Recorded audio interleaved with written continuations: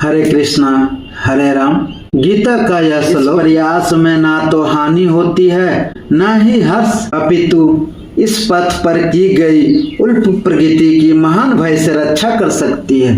एक कर्म है जिससे हमारी जीवन कर्म पर लिखी है। कर्म का इतना बड़ा खेल है, जो इसे समझ जाता है वो इस संसार से ऊपर चला जाता है, क्योंकि ये कर्म का खेल जो है, जो जीवन और मृत्यु से बचा सकती है। कर्म का स्वर्चा दिव्य गुण है। कृष्ण भावनामृत में कर्म या इंद्र तृप्ति की आशा न करके कृष्ण के हित में कर्म करना, ऐसा कर्म का लघु आरंभ होने पर भी कोई बाधा नहीं आती है, न कभी इस आरंभ का विनाश होता है। भौतिक स्तर पर प्रारंभ किए जाने वाले किसी भी कार्य को पूरा करना होता है, अन्यथा सारा प्रयास निष्कर्ष हो जाता है। किंतु कृष्ण भावनामृत में प्रारंभ किए जाने वाला कोई भी कार्य अधूरा रहकर भी अस्थायी प्रभाव डालता है। अतः ऐसे कर्म करने वाले को कोई हानि नहीं होती, चाहे वह कर्म अधूरा ही क्यों न रह जाए। यदि कृष्ण भावनामृत का 1% भी कार्य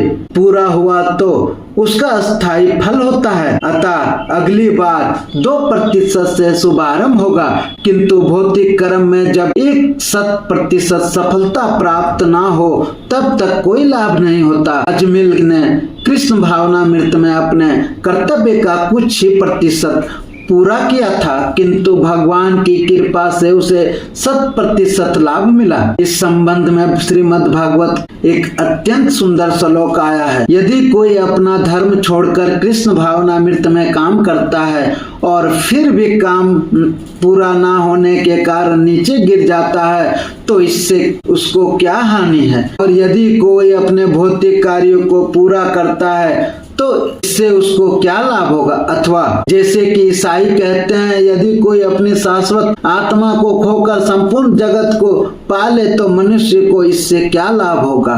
भौतिक कार्य तो तथा उनके फल शरीर के साथ ही समाप्त हो जाते हैं, किंतु कृष्ण भावनामृत में किया गया कार्य मनुष्य को इस शरीर से विनिष्ट होने पर भी पुनः कृष्ण भावनामृत तक ले जाता है। कम से कम इतना तो निश्चित है कि अगले जन्म में उसे सुसंस्कृत ब्राह्मण परिवार में या धनी मानी कुल में मनुष्य का शरीर प्राप्त होगा।